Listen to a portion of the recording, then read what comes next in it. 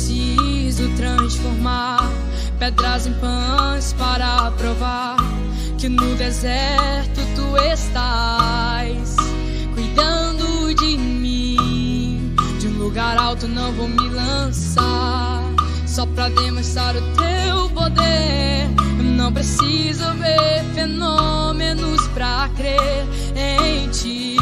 Não troco nossa comunhão pelo prazer de conquistar palácios, riquezas. Como um deserto isso vai passar, por isso resistindo estou.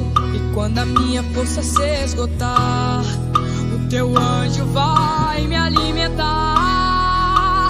Te adorar é o que sustenta-me de pé. Eu não vou perder a guerra.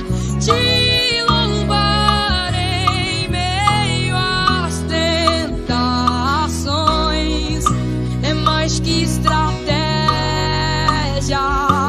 Posso não ver o amanhã, mas hoje sei que esse deserto vai chegar ao fim. O Senhor está cuidando de mim. Eu não preciso transformar pedras em pães para provar que no deserto tu estás cuidando de mim. De um lugar alto não vou me lançar só pra demonstrar o teu poder. Eu não preciso ver fenômenos pra crer em ti.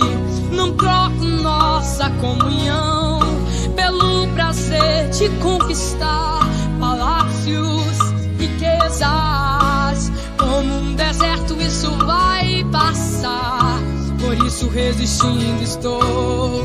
E quando a minha força se esgotar, o teu anjo vai me alimentar. E te adorar é o que sustenta-me de pé. Eu não vou perder a guerra.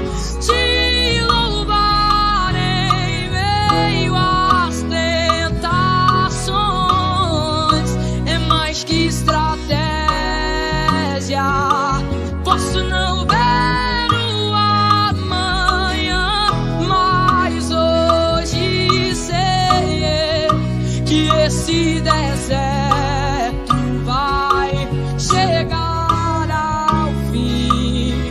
O Senhor está cuidando de mim e te